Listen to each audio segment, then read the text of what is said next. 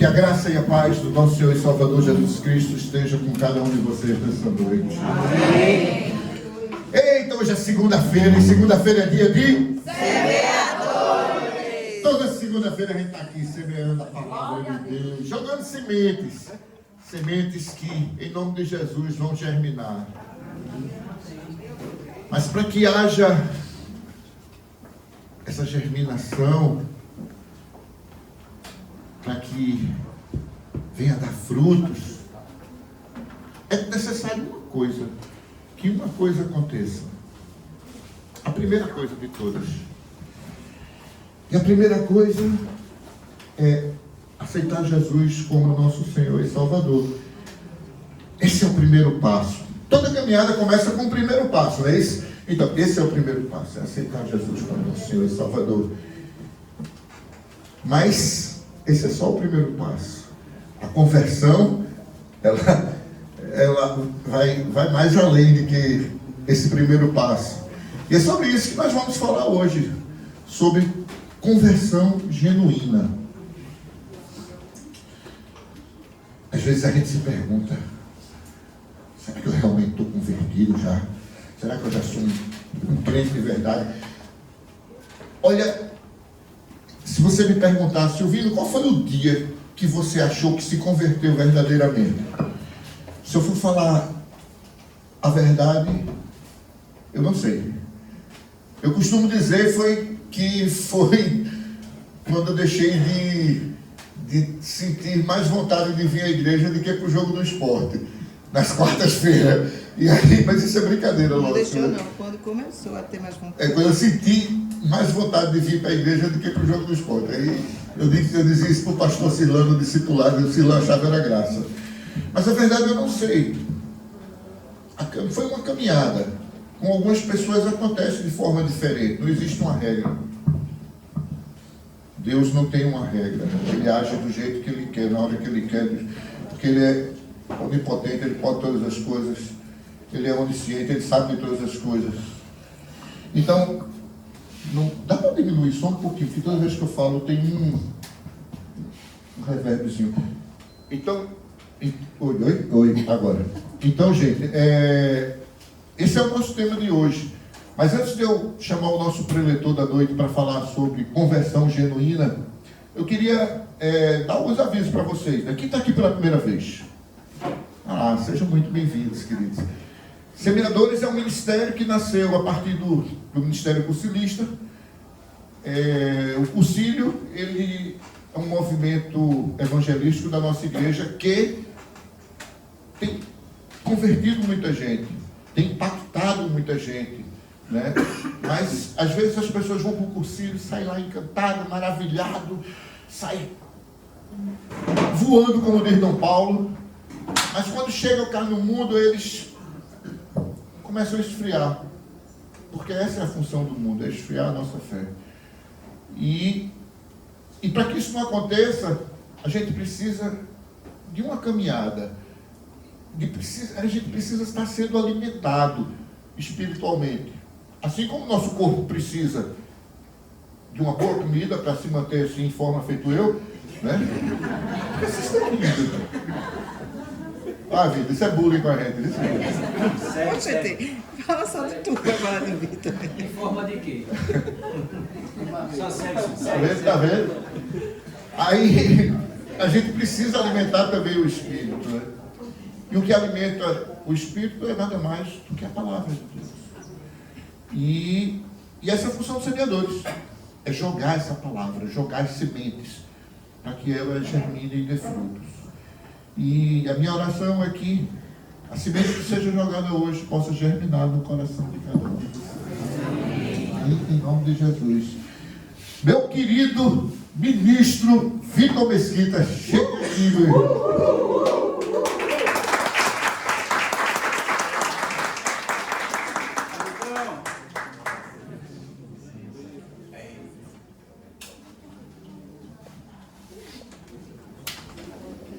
Eita, é sempre uma honra ter você aqui com a gente, um prazer imenso. Eu tive o privilégio de ser instituído ministro junto com ele. E Eu tenho o privilégio de receber ele aqui nos Semeadores. Acho que já recebi acho que umas 3 ou 4 vezes, né, mais ou menos. Já voltaram para 56. Está precisando vir mais vezes. Queridos, antes que eu passe a palavra para a Vitor, eu queria lembrar vocês que próxima semana, no sábado, os Semeadores vai estar fazendo uma caminhada que nós chamamos de Caminhando Louvando. Essa caminhada sai daqui da igreja às 8 da manhã. A gente vai estar concentrado aqui, 1 hora de louvor, um cafezinho da manhã, todo especial para cada um de vocês. E depois a gente sai em caminhada com muito louvor até o Recife Antigo, onde lá nós faremos um louvorzão também, lá na porta do Arsenal do Sabor, lá na Praça do Arsenal. Vamos fazer um louvorzão lá também, e aí depois cada um segue seu destino. Então está todo mundo convidado a proclamar o nome do Senhor pelas ruas do Recife. Pense num bloco animado. Olha, a gente vai com alfaia, vai com violões, e vai tocando, e vai louvando. Gente, vocês não têm ideia, o pessoal vão para as janelas do prédio, ficam acenando para a gente, louvando com a gente, é a coisa mais linda do mundo. Quem não se inscreveu, se inscreva, venha fazer parte com a gente dessa caminhada. Dom Paulo diz que o sonho dele é ganhar Jesus, ganhar Recife para Jesus. Então vamos lá ajudar ele a ganhar Jesus pelas ruas em que passarmos, amém? Amém. Meu irmão, queria orar por você, queria que você estendesse as mãos aqui para o nosso preletor da noite. Pai querido, Pai amado, eis aqui teu servo, Pai, que vem aqui trazer a tua palavra, Pai, da madeira, a tua palavra, para que tu possas tocar o coração de cada um de nós hoje. Abençoa-nos com essa palavra, Pai. Nutre-nos com tua palavra, alimenta-nos com tua palavra, Senhor. Que ele seja boca tua nessa noite, que ele diminua ao máximo, para que tu cresça, somente tu apareça, Senhor. Em nome de Jesus, eu te peço, Pai, esteja conosco durante todo o tempo. E tudo que Vitor falar, Pai, tudo, se não estiver de acordo com as tuas escrituras, que entre em nossos esquecimentos. Apenas o que está na tua palavra seja retido em nossos corações nessa noite. Assim te oramos, em nome do teu Filho amado, Jesus. Amém. Irmão precioso. Fique à vontade, esse, aquele, a casa é sua, a água é sua. Tem sem fio. Então deixa eu botar esse aqui no pedestal.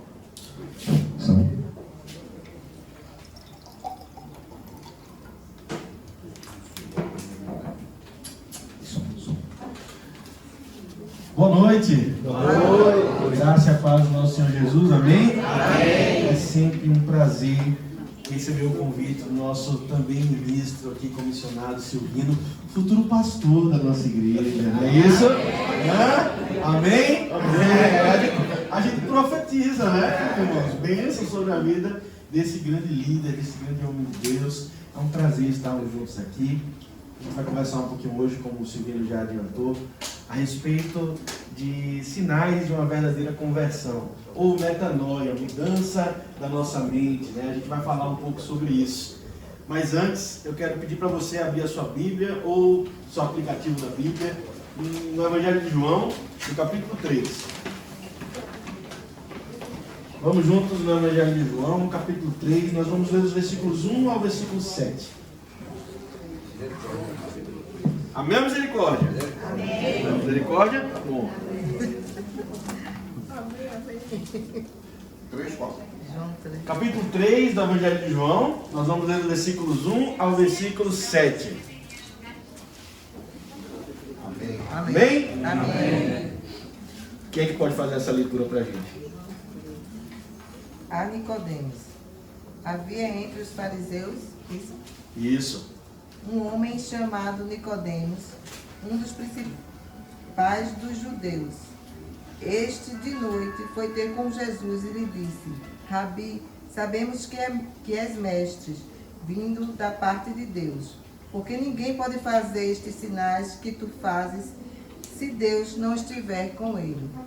A isto respondeu Jesus: em verdade te digo, que se alguém não nascer de novo, não pode ver o reino de Deus. Perguntou-lhe Nicodemos: como pode um homem nascer sendo velho? Pode porventura voltar ao ventre materno e nascer segunda vez? Respondeu Jesus: em verdade te digo, quem não nascer da água e do Espírito não pode entrar no reino de Deus. O que é nascido da carne é carne, e o que é nascido do Espírito é Espírito. Não te admires de eu te dizer, importa-vos nascer de novo. Obrigado, querida. Vamos repetir os versículos 5 a 7 juntos. Mesmo que a sua versão seja um pouco diferente, vamos juntos. Respondeu Jesus: em verdade te digo, quem não nascer da água e do Espírito não pode entrar no reino de Deus. Quem é nascido da carne é carne, quem é nascido do Espírito é Espírito.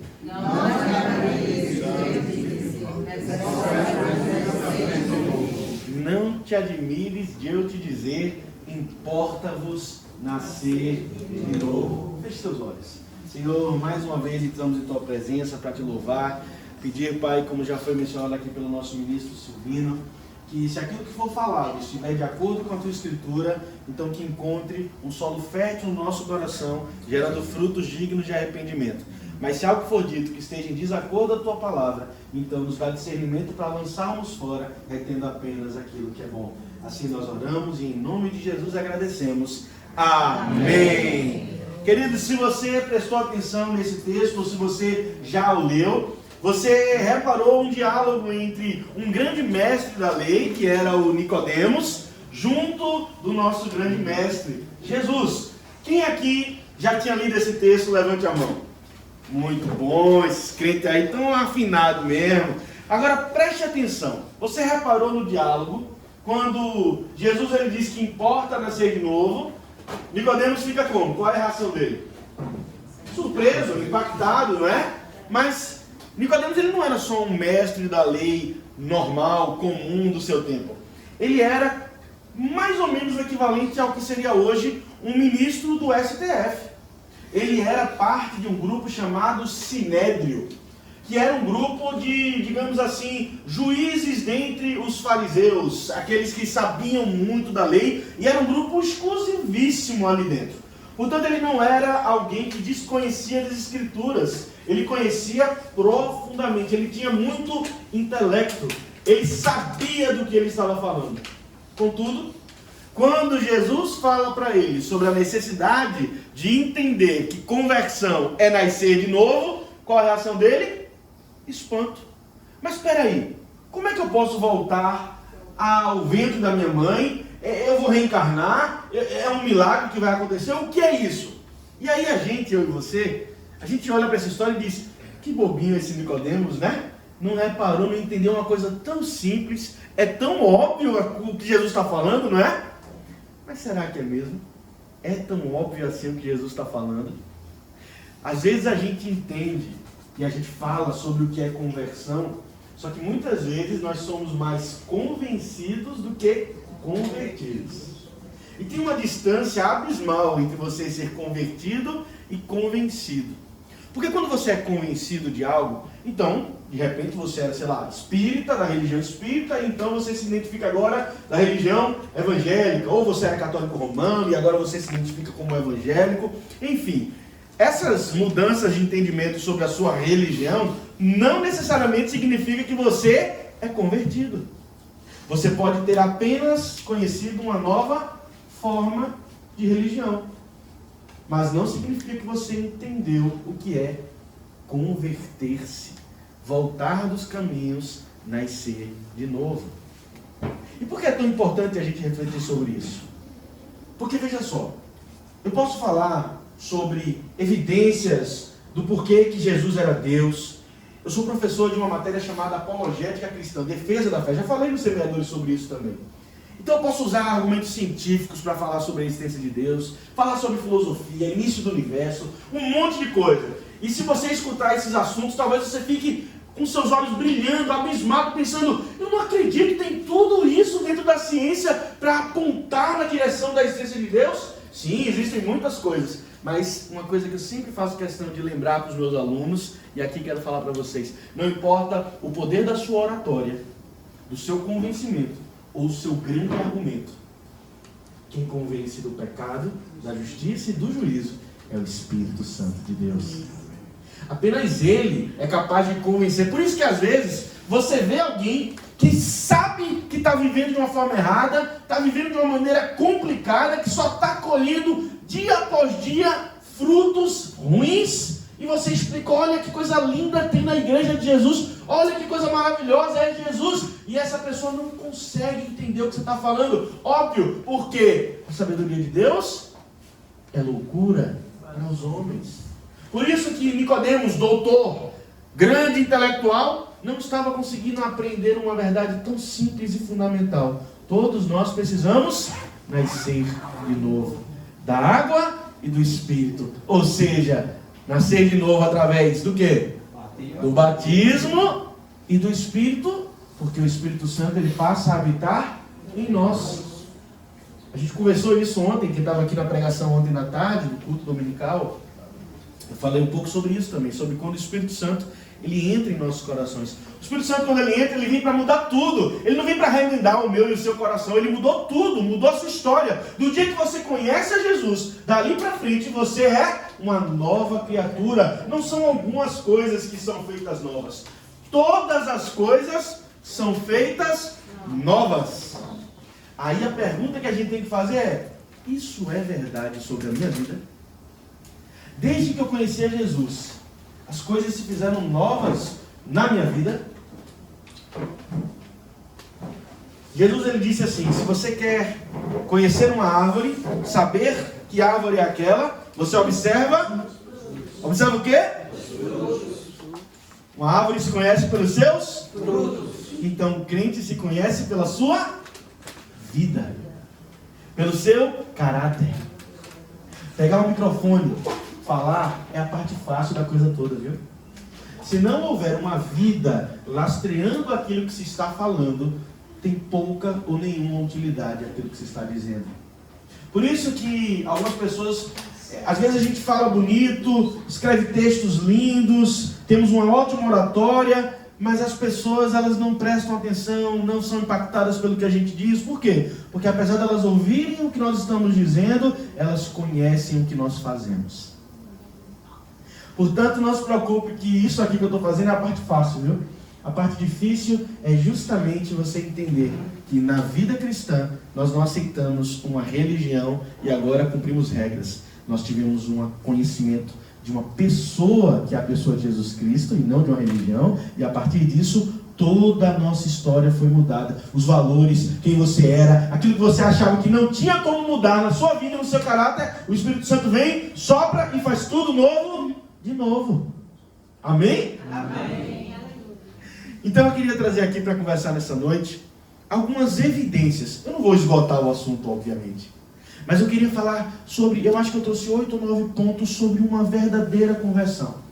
E aí eu quero refletir com vocês sobre isso a partir da Escritura, para que a gente possa entender aquilo que Nicodemos teve um pouco de dificuldade de compreender e saber se de fato nós temos essas evidências nas nossas próprias vidas. Primeira evidência de uma pessoa verdadeiramente convertida: ela nega as obras de Satanás. Não é óbvio isso? Se eu sou convertido, eu nego as obras de Satanás. Então aqui vem um ponto. Você fala tanto sobre a palavra conversão, mas já parou para pensar do que de fato significa a palavra conversão? Se eu estou dirigindo numa estrada e de repente eu percebo que o caminho que eu estou seguindo está errado e a direção é a contrária, o que é que eu faço? Dou a seta, vou para o acostamento e faço a conversão. Então conversão é você, estando numa direção, perceber que o correto é a outra. Conversão, portanto, é uma ação, é um verbo. Entende? Quando nós somos convertidos, nós temos um impulso de negar a nossa velha criatura e passamos a adotar outros valores, outros pensamentos, outras formas de ser. Então quando eu vejo alguém que diz assim: eu sempre fui grosseiro na minha vida, então mesmo quando eu entrei na igreja eu continuo grosseiro, mesmo conhecendo Jesus eu continuo grosseiro, Jesus me aceita assim. Aí fica vivendo feito aquela Gabriela, né? Eu nasci assim, eu cresci assim, eu vivendo assim. Jesus não chamou a mim e a você para permanecermos como nós éramos. Ele nos chamou para sermos nova criatura. As coisas velhas já passaram, eis que tudo se fez novo. Você que era grosseiro e rude vai ser conhecido pela palavra doce, pelo cuidado e pelo carinho. Isso não quer dizer que as coisas mudam de uma hora para outra. Tem gente que muda mesmo, de uma hora para outra. Eu conheço gente que quando conheceu a Jesus, pegou o último cigarro antes de conhecer a Jesus e nunca mais voltou a fumar, nunca mais voltou a beber, nunca mais voltou a, sei lá, tem tanta história por aí, gente que era alcoólatra, gente que era viciada em cigarro, de repente, do nada, mudou. Eu conheço outros que não foi assim e foram verdadeiramente convertidos. Eles não deixaram aquelas coisas, não abandonaram aqueles jeitos mais grosseiros e ríspidos de uma hora para outra, mas foram trabalhados no processo da santificação. Então, seja de um jeito ou de outro, seja você mudando de uma hora para outra, da água para o vinho, seja você no processo sendo ensinado pelo Espírito, o que de todo jeito vai acontecer é que nós não vamos permanecer como nós éramos. Amém? Então, a primeira evidência de uma verdadeira conversão é negar as obras de Satanás. O apóstolo Paulo, explicando para Agripa como foi que Jesus falou com ele lá no caminho para Damasco, ele diz lá em Atos, no capítulo 26, versículo 18, Jesus dizia que por que estava enviando Paulo para os judeus e para os gentios. E diz assim a palavra de Deus: a razão do porquê Jesus estava mandando Paulo para levar o evangelho, é para lhes abrires os olhos e os converteres das trevas para a luz e da potestade de Satanás para Deus, a fim de que recebam eles remissão de pecados e herança entre os que são santificados pela fé em mim. Então a primeira evidência de uma verdadeira conversão é você negar as obras de Satanás. Agora preste atenção. Imagine que eu vivi com uma namorada, uma esposa, sei lá. Eu vivi uma vida com alguém que o tempo inteiro me humilhava, massacrava, batia em mim, me acorrentava, fazia tudo, pintava e bordava comigo. Ok? Agora imagine que, de repente, e eu estou falando de uma situação crítica, aquela que a pessoa me humilha mesmo, me escarnece e tudo mais. Aí essa pessoa foi para a glória. Quer dizer, eu não sei se foi para a glória, né? Ela sumiu, saiu da minha vida, certo? Acabou ali, fui livre. Aí eu percebi, meu Deus do céu, como é que eu vivia naquela pessoa que me machucava, me maltratava, me humilhava, cuspia em mim, era uma desgraça comigo. Aí eu vou e procuro alguém para me relacionar igualzinho àquela pessoa, com os mesmos jeitos, fazendo as mesmas coisas. Isso faz sentido para você e para mim? Sim ou não? Mas a gente não faz isso várias vezes. Não tem tanta gente que faz assim. Jesus te tira do lamaçal, te faz limpinho e alto como a neve, e de repente tu está sentindo falta da lama. Sabe quando é que eu e você voltamos a sentir saudade daquela vida de pecado, daquela vida preso nas obras de Satanás, daquilo que ele fazia da gente? É quando a gente para de perceber que, veja só, vocês gostam de sushi? Eu gosto de sushi, certo? Agora imagine uma peça de sushi bem bonita aqui, um salmãozinho, um arrozinho, um nigirizinho, bem bonito, certo? Aí em cima dessa peça de sushi, só um pedacinho pequenininho assim, de cocô. E aí? Gostosinho? É isso que Satanás oferece para mim e para você, meu irmão. É exatamente isso que ele oferece para mim e para você. As obras de Satanás na nossa vida é exatamente isso. Ele tem aparência de beleza, lembra algo que nós gostamos, mas tem sempre ali por trás uma coisa que vai nos fazer mal, nos ofender e tirar nossa dignidade. Satanás, ele faz você pensar que está vivendo uma vida de rei, mas o reinado de Satanás é no meio da sujeira, é no meio da desgraça, é no meio da corrupção. E você está se sentindo livre, mas está enjaulado, encapsulado. Então, quando você é verdadeiramente convertido, você enxerga essas coisas e diz: eu não volto mais para aquele lugar. Eu não volto mais para aquela vida de adultério. Eu não volto mais para aquela vida de grosseria. Eu não volto mais para aquela vida de mentira. Porque eu nego as obras de Satanás, porque o Senhor Jesus me tira do império das trevas e me leva para a gloriosa luz. Foi assim comigo e com você. E portanto, se o primeiro ponto de uma verdadeira conversão é abandonarmos as obras de Satanás na nossa vida, o segundo, por consequência, é nós abandonarmos uma vida de escravidão do pecado. Lá em Ezequiel capítulo 36, nos versículos 25 a 27, Deus está falando para o profeta Ezequiel qual é a mensagem que ele iria falar para o povo de Israel. Então preste atenção no texto. Ezequiel 36, 26, 25 a 27. Então aspergirei água pura sobre vocês, e vocês ficarão purificados de todas as vossas imundícias, e de todos os vossos ídolos eu purificarei vocês. Eu vou dar para vocês um coração novo, e porei dentro de vocês um espírito novo.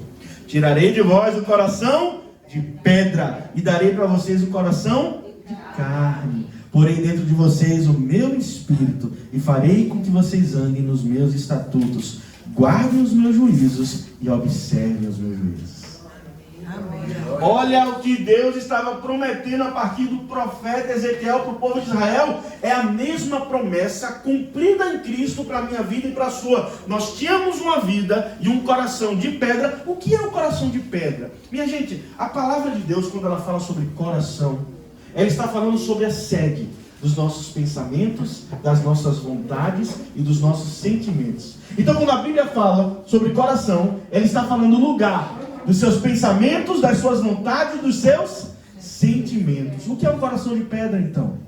É quando a sua mente está cauterizada pelo pecado, quando suas vontades vão de encontro aos princípios que Deus tem na palavra, quando os seus sentimentos são sempre voltados para tudo, menos para as coisas de Deus. Você tem vontade de viajar o mundo, conhecer países, fazer viagens para Disney e tudo mais, mas é um esforço muito, muito grande para gastar R$50 e vir, por exemplo, para uma caminhada, como eu disse, que é menos, né? R$30, se eu não me engano, né? Ainda menos aí, mas eu falei mais alto.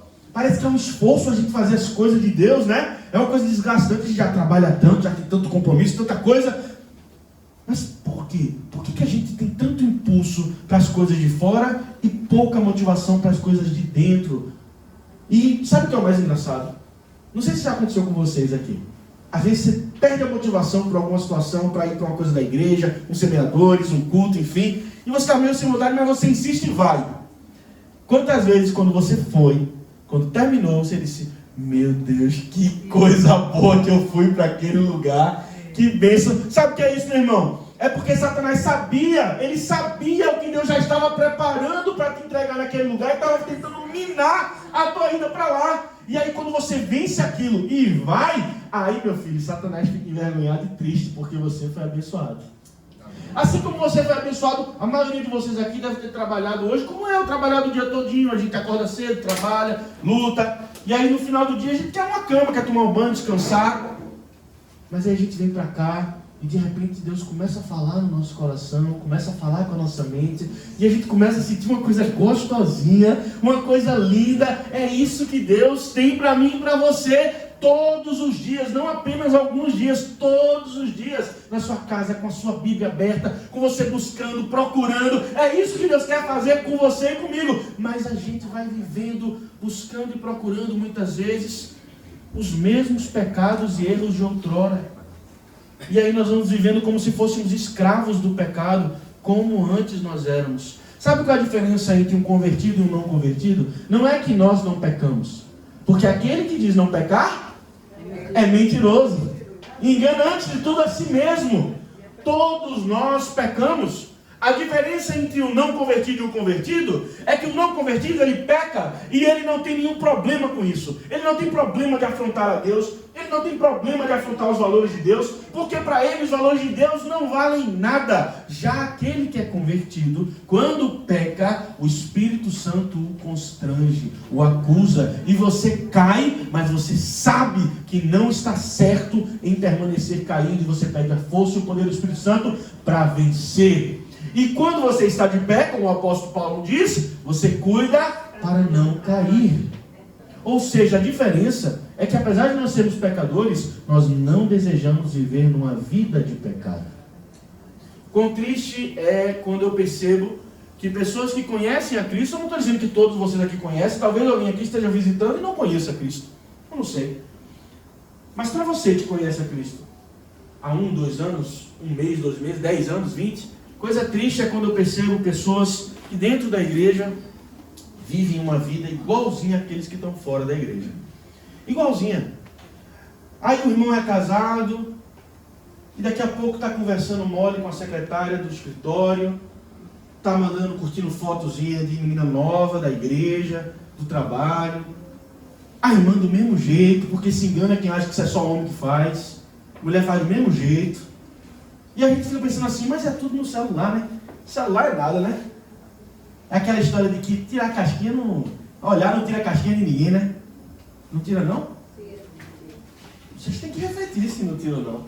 E mais, quantas pessoas estão... Jesus ele diz assim, você acha que adulterar é quando você sai com a moça e dá um beijinho nela, vai pra cama com ela? É? Olha, quando você olha para alguém que tem ele tem um marido, você olhou para uma mulher que é casada e você desejou, você ali adulterou. E aí, minha irmã? E aí, meu irmão? O que é que Jesus está querendo dizer com isso? Duas coisas. Primeiro, que é impossível para nós cumprirmos a lei totalmente, é impossível. E segundo, o pecado ele não se restringe apenas ao ato, mas ele nasce no coração. Se você vai lá em Tiago, no capítulo 1, você vai ver. Tiago, no capítulo 1, ele diz assim, o pecado, ele nasce como um desejo, a cobiça no coração, e uma vez que ele nasce, ele vem para gerar a morte. Então o que Jesus está nos ensinando é que o pecado ele começa anterior ao ato em si. Ele nasce dentro do nosso coração. Então, como nós fazemos para viver uma vida em busca de santidade e afastando do pecado?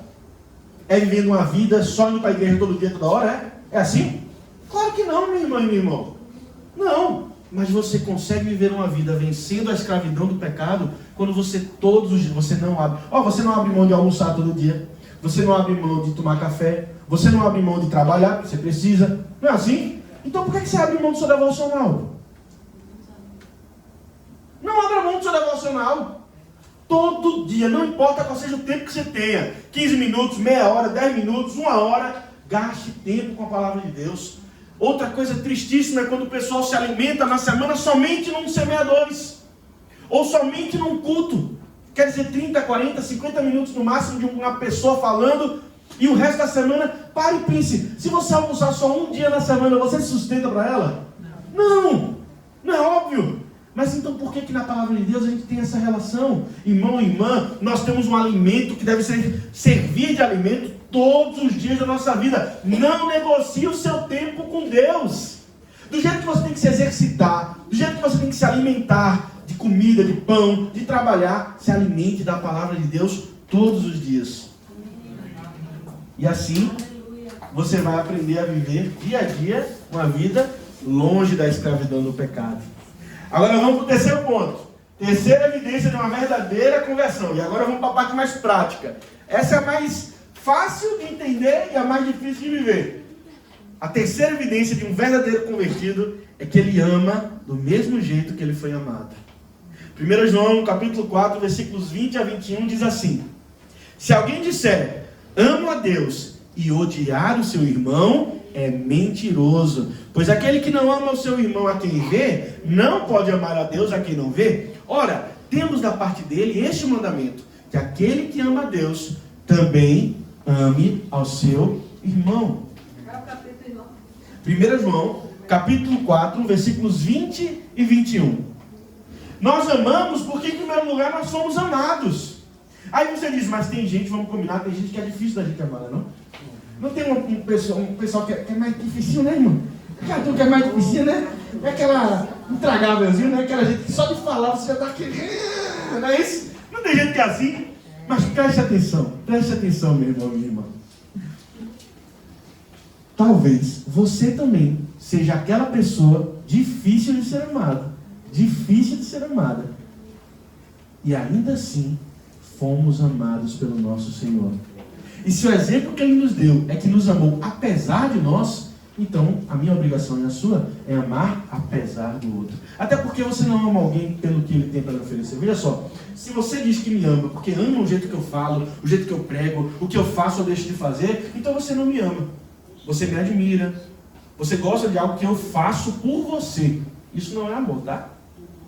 Amor não é por causa de alguma coisa. Amor é apesar de alguma coisa.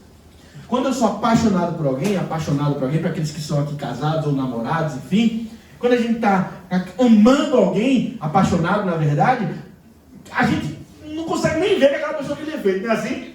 Tem gente que tem defeito que é tão óbvio, mas alguém diz pra gente, a nossa mãe diz assim, ó, cuidado, abre o olho, que essa pessoa é assim, é assado e tal, mas a gente não consegue ver, porque a paixão faz a gente pensar que tudo na outra pessoa é maravilhoso, né?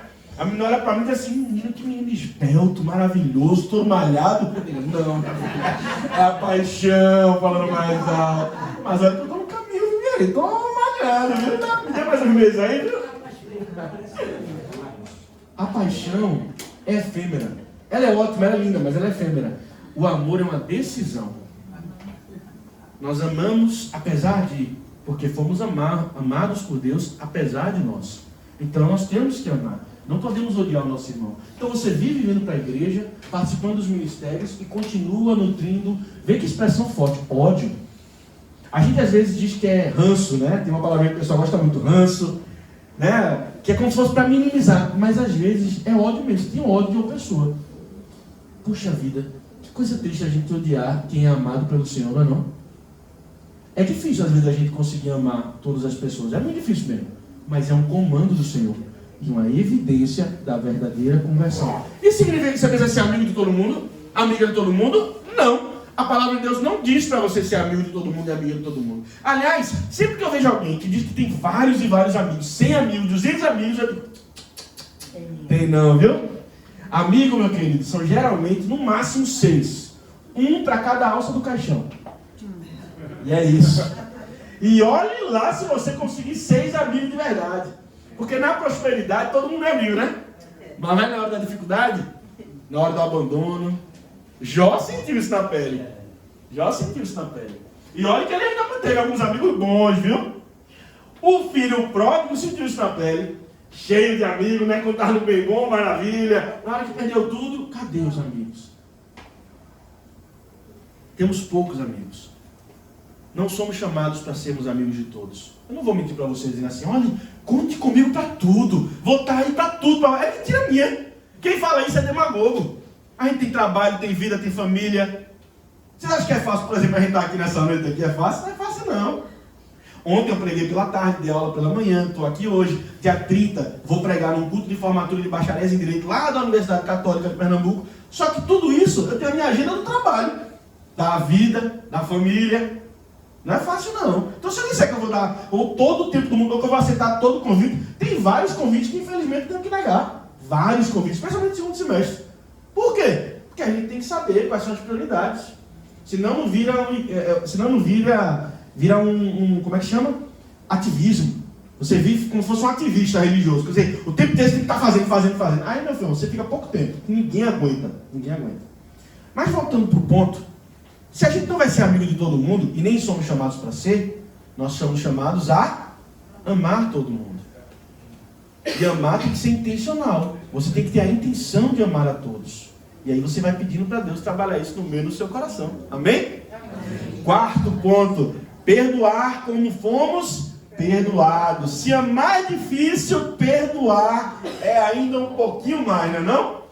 Mateus 18, 21 a 22. Então Pedro, aproximando-se, lhe perguntou, Senhor, até quantas vezes meu irmão pecará contra mim, para que eu lhe perdoe? Até 7 vezes? Respondeu-lhe Jesus, não te digo que até 7 vezes, mas até 70 vezes 7. Eu não sei se você já soube disso em algum momento, mas Pedro, o apóstolo, quando chega para Jesus para dizer, Senhor, eu devo perdoar o meu irmão 7 vezes? Ele estava querendo se amostrar para Jesus.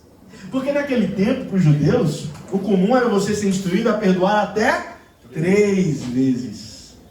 Então quando ele chega para Jesus assim, Jesus, eu devo perdoar até 7 vezes? Ele estava querendo o quê? Mostrar que ele perdoava muito. Ele estava querendo impressionar Jesus.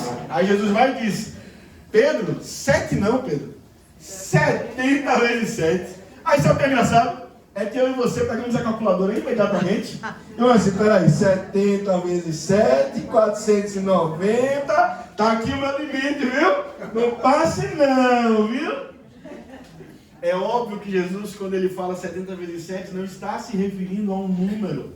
O 7 na Bíblia representa a perfeição, Deus fez tudo em 7 dias. Quando Jesus fala 70 vezes 7, ele está dizendo a quantidade de vezes que você deve perdoar o seu irmão, Pedro, não é 7 que você acha que é muito superior, mas é 70 vezes 7, é infinitamente, quantas vezes forem necessárias. Pastor reverendo Carlos Alberto, pregando recentemente aqui na Trindade, ele falou uma frase que eu achei assim, levei para a minha vida, maravilhosa. Ele disse assim: veja, você não tem que ter uma grande capacidade de perdoar, não.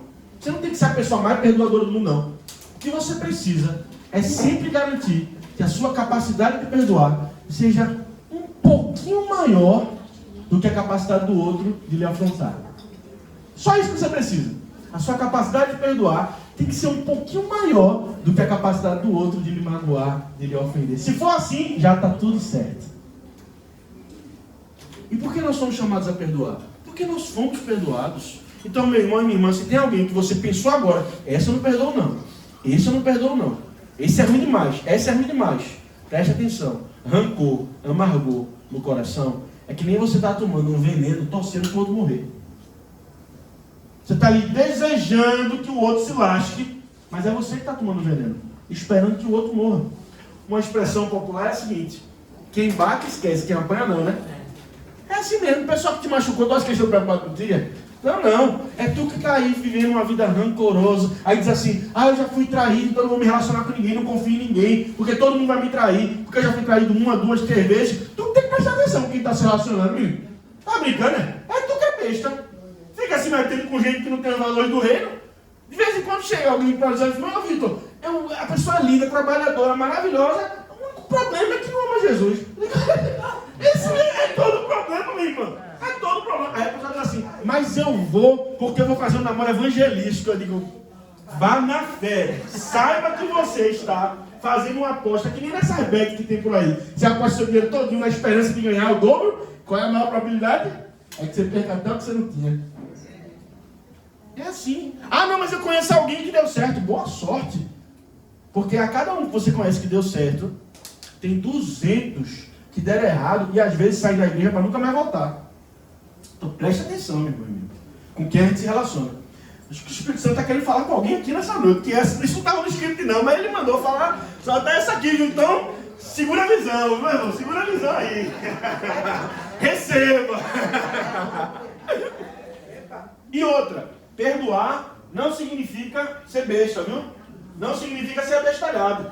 Eu perdoo alguém que me roubou, mentiu para mim, me ofendeu, passou a perna. Perdoei, não vou nem lembrar, está perdoado. Isso não quer dizer que eu tenho que voltar a me relacionar com essa pessoa, não. Perdoei e aprendi.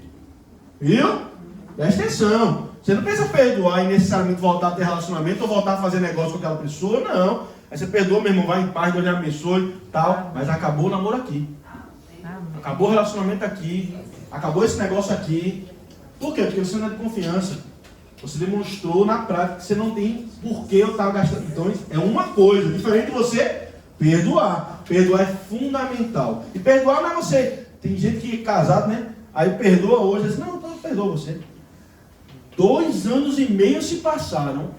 Aí de repente tem uma vírgula que acontece. A primeira coisa que o outro diz assim: você se lembra daquele dia que foi assim, assim. Aí ela conta com tanto detalhe que parece que aconteceu outro, né não? Não é assim que acontece? Preste atenção. Aí você não perdoou, meu irmão. Perdoar é perdoar. Não volta a cobrar sobre aquilo. Não volta a exigir sobre aquilo. Amém? Por quê? Porque o nosso exemplo vem de cima, do alto. Deus como nos perdoou. Veja, não é que Deus vai chegar naquele dia e vai dizer assim: lembra daqueles seus pecados, perdoei todos eles. Não, não. Ele vai chegar e vai dizer: e tu pecou, foi? Tu pecou, foi? Eu não lembro não. Porque a palavra diz que ele joga no mar do esquecimento. E assim também devemos fazer com aqueles que nos ofendem, meu irmão e minha irmã. Quinto lugar, evidência de uma verdadeira conversão. Você que é verdadeiramente convertido, coloca Jesus Cristo e os propósitos de Cristo como centro da sua vida. Não é algo que fica ali no cantinho, na periferia da sua vida, circunstancial. Cristo é o centro. Mateus, capítulo 6, versículo 33. Buscai, pois, em primeiro lugar, o seu reino e a sua justiça, e todas as demais coisas lhe serão acrescentadas. Algumas coisas? Não. Muitas coisas? Não. Todas as coisas lhe serão acrescentadas. Se você vai aí para o versículo 31, você vai ver que diz que a pergunta era: o que comeremos? O que vestiremos? Como? O que é que nós vamos viver? Como é que a gente vai viver nessa vida? Ele diz: preste atenção, busca o reino de Deus em primeiro lugar e todas as demais coisas lhe serão acrescentadas. Não é tudo que você quer, mas tudo que você precisa. Tudo que eu e você precisamos, Deus vai nos dando. Agora tem que ter fé, meu irmão, para acreditar nisso, para saber que Deus não é uma pessoa que está pronta para te enganar, te enrolar ou te machucar, não. Deus é um pai que cuida de você, meu irmão, minha irmã. Então faz esse teste, coloca Jesus no centro da tua vida e vive, para tu ver se de repente teu casamento não vai prosperar, teu trabalho não vai prosperar, tua família vai prosperar, e de repente tu diz: mas eu não fiz uma pós-graduação, eu não fiquei mais rico, e de repente as coisas começaram a dar certo. Por quê? Porque ele está no centro, então ele acrescenta todas as coisas. Isso não quer dizer que você não vai ter problema, porque nesse mundo tereis aflições. Isso quer dizer que você não precisa se preocupar com isso, porque temos que ter bom ânimo, já que ele venceu o mundo, nós também venceremos. Esse é o ponto, e a consequência prática de você colocar Jesus no centro da sua vida. É não negociar o tempo devocional, o tempo de oração, o tempo de vir para a igreja, de prestar o culto a Deus. Aí quem vai pregar hoje? Aí não sei se eu quero, porque essa pessoa não fala tão bem, não gosta tudo assim. O culto não é para mim e para você, o culto é para Deus. Não é para a gente receber algo. A gente recebe, porque Deus é tão bom, né? Que a gente dando recebe. Mas o culto é para Ele. Coloca Ele no centro, que aí você vai ver as coisas mudarem, viu? E se Ele é o centro, vem o sexto ponto. Se Ele é o centro da sua vida, então você também renuncia ao desejo de controle pela sua própria vida. Renunciar ao desejo de controle pela própria vida é muito importante. Porque quando você quer ter o controle da sua vida, é quando você ora assim. Todo mundo está ouvindo você orar: Senhor, faz aquilo que o Senhor desejar. Aí você cala a sua boca e isso foi o que todo mundo escutou. Só que no seu coração você continua essa oração. Então a sua boca você diz: Senhor, faz o que o Senhor quiser. Aí no seu coração você continua: mas que o Senhor queira seja aquilo que eu quero. Porque se não for, eu não aceito. E aí o que a gente começa a fazer? Eu determino tal coisa. Eu exijo tal coisa. E eu fico pensando, quando foi que a gente se iludiu tanto a ponto de achar que podemos olhar para o Criador de todo o universo, aquele que teve toda a misericórdia para conosco, e dizermos: eu exijo, eu determino isso ou aquilo. Preste atenção, Ele é seu pai. Ele não é o seu gênio da lâmpada, não. Um pai, eu não chego para ele. Se eu chego para minha mãe que está ali atrás, só falo com ela quando eu preciso de algo, ou quando ela faz alguma coisa de acordo com o que eu quero, e quando ela faz de um jeito diferente, eu já não quero mais estar com ela, já não quero mais a presença dela, já não quero mais tratar com ela, eu fico todo ressentido, então eu não estou sendo um bom filho. Mas com Deus a gente não presta essa atenção. Pare de querer controlar a sua vida. Pare de querer fingir que está entregando o controle na mão de Deus para logo depois querer dar o seu jeitinho. Na Bíblia nós temos vários exemplos de pessoas que quiseram dar o seu jeitinho. Vou dar um só aqui por conta do nosso horário. O rei Davi, quando ele vê Batseba casada, ele toma para si, engravida ela, e quando ele descobre que ela engravidou, ele tenta dar o seu jeitinho. Ele chama Urias e diz: Urias estava em guerra, o período era de guerra.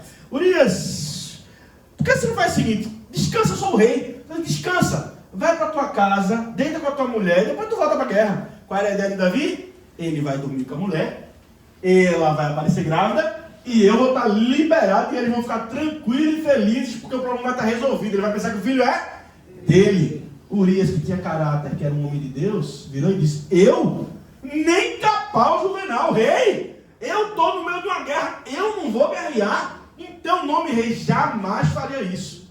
E o que acontece? Davi percebe que o jeitinho dele não deu certo, aí ele tenta dar outro jeitinho.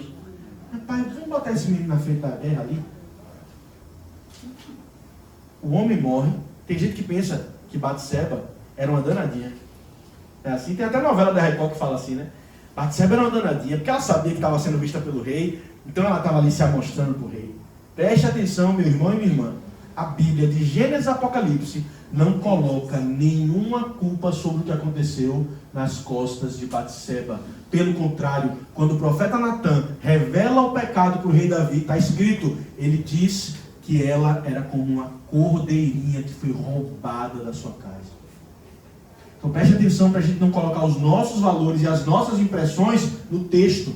A Bíblia fala e trata Batseba como uma pessoa inocente. Quem é o errado nessa história? O rei Davi. E quando ele vê o erro, ele tenta dar o jeitinho dele. Veja, às vezes Deus vai deixar você dar o seu jeitinho.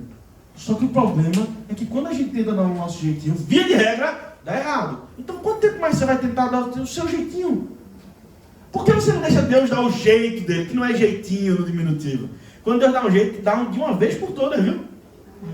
Quando a gente coloca a nossa confiança na vida, a vida da gente confiantemente nas mãos de Deus, eu estou dizendo, Ele dirige melhor, Ele guia melhor e Ele vê onde eu não consigo ver. Então eu posso confiar nesse Deus porque Ele tem cuidado de mim. Amém? Amém. Você crê assim? Então, portanto, sétimo ponto, se a minha vida está com Jesus no centro e o controle não é meu, é dele, então eu não posso viver com ansiedades constantes. O que é ansiedade, meu irmão e minha irmã? Ansiedade é excesso de futuro no coração. Ansiedade é excesso de futuro. Jesus perguntou, olha, você, no seu dia mais ansioso, que você ficou mais ansioso, mais preocupado, mais aperreado, quanto tempo de vida, segundos, você acrescentou?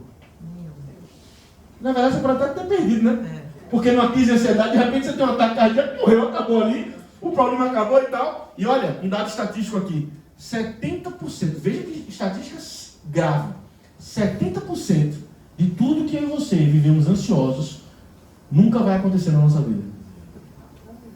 70% do que a gente vive ansioso, nunca vai acontecer. Agora tem um porém, tem uma pegadinha, viu? Presta atenção. Quando você está ansioso com alguma coisa, então você está se antecipando para algo que ainda não aconteceu, né? Mas que pode acontecer, certo? Aí você está sofrendo. Sofrendo. Se aquilo acontecer, você sofreu 2 vezes. Antes de acontecer e quando aconteceu. E se aquilo não acontecer, você não tinha por que sofrer, mas já sofreu. Então qual é a vantagem que você temos vivendo ansiosamente? Tem gente que tem medo da mãe morrer, do pai morrer, e vive ansioso, chorando porque a mãe um dia vai morrer, o pai um dia vai morrer. Meu Deus do céu, é óbvio que vai morrer, minha mãe está ali, eu amo a minha mãe, um dia ela vai morrer, talvez eu morra antes dela, e isso pode acontecer. E quando imagina se ela ficar preocupada com isso? Ela vai endoidar a cabeça. Não é assim? Agora, não é óbvio, mas a gente não vive assim. A gente vive ansioso, preocupado, pensando, mas e se acontecer assim? E se não for dar certo? E se isso? E se aquilo? Meu irmão, você tem um pai que cuida de você nos detalhes. Ele está atento a todas as suas necessidades. Você, quando pensa que Deus se preocupa com os outros, mas não se preocupa com você, está ignorando o fato de que você não é bastardo, você é filho. Você é filha. Por isso o apóstolo Paulo diz em Filipenses capítulo 4, versículo 6 a 7, não andeis ansiosos por coisa alguma, em tudo, porém, sejam conhecidas diante de Deus os seus pedidos, pela oração e pela súplica, com ações de graças, e a paz de Deus, que excede todo entendimento, guardará o seu coração em Cristo Jesus. Meu irmão, preste atenção. O apóstolo Paulo ele diz, olha, não é que você não pode pedir e desejar coisas, você pode, mas ao invés de você ficar ansioso por essas coisas, faça uma troca. Ao invés de andar ansioso, leve tudo o que você deseja e coloque diante de quem? Do altar do Senhor. E você faz isso com orações, mas ele também diz, com orações e ações de graças. O que é isso, minha gente? Preste atenção, olha como a palavra é rica, olha como ela é sábia. Se eu estou agradecendo, eu estou me forçando a agradecer, eu estou me forçando a lembrar daquilo que Deus já fez na minha vida. E se eu me lembro do que Deus já me fez na vida, então eu também vou perceber que se Ele já fez antes, Ele pode fazer ainda muito mais. O agradecimento é o combustível para a espera. O agradecimento nos lembra, eu estou pedindo porque eu sei para quem eu estou pedindo.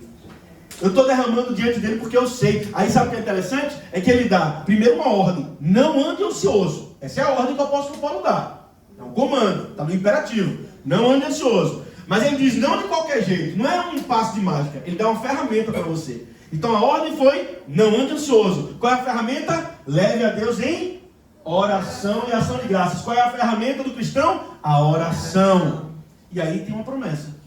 Agora a promessa é, leve a Deus e você vai receber tudo? Não. É algo melhor do que isso, meu irmão. É algo melhor do que isso, minha irmã. Você viu o texto? E a paz de Deus, que excede a todo entendimento, guardará o seu coração em Cristo Jesus. É aquela pessoa que está olhando para você, desempregado, frustrado, na SPC Serasa, doente, e de repente está vendo você sorrindo, em paz, tranquilo, louvando, adorando, e ele não entende o que é isso. Como assim? Se essa pessoa está vivendo essa vida que está com tanto problema, é porque Deus derramou a paz que excede ao entendimento no seu coração. É melhor do que aquilo que a gente pede, porque a gente já ganha de imediato. E por fim, mas não menos importante, o oitavo e último ponto dessa tarde, dessa noite, do sinal de uma pessoa verdadeiramente convertida pela ação do Espírito Santo, é que a vida dessa pessoa é uma vida para a glória de Deus. Amém. E aqui, meu irmão e minha irmã, está a chave para todo o resto. Quando nossa vida é uma vida para a glória de Deus e não para a própria glória, não para o próprio benefício, então nós entendemos o porquê nós estamos aqui. Tudo é por Ele, por meio dEle e para a glória dEle. 1 Pedro, no capítulo 2, versículo 9, está escrito: e se você esquecer de tudo que eu falei nessa noite, dos 8 pontos, de tudo, não se preocupe, mas lembre desse versículo. Vocês, porém, são raça eleita, sacerdócio real, nação santa, povo de propriedade exclusiva de Deus, a fim de que vocês proclamem as virtudes daquele que chamou vocês das trevas para a sua maravilhosa luz. Vocês, sim, que antes não eram povo, mas agora são povo de Deus, que não tinham alcançado misericórdia, mas agora alcançaram misericórdia.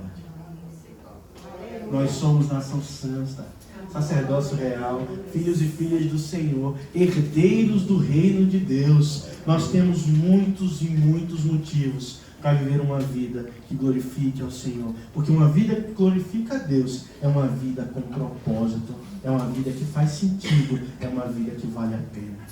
A minha oração nessa noite, para que nós possamos não apenas refletir sobre cada um desses pontos de uma verdadeira conversão, para saber o que nós espelhamos, mas também para que nosso desejo ardente no coração é que o Espírito Santo transborde tanto em nós, para que todos os aspectos da nossa vida, relacionais, profissionais, materiais, tudo, não seja para a nossa própria glória e contentamento, mas para a glória do nosso Deus. Deus abençoe, meus irmãos.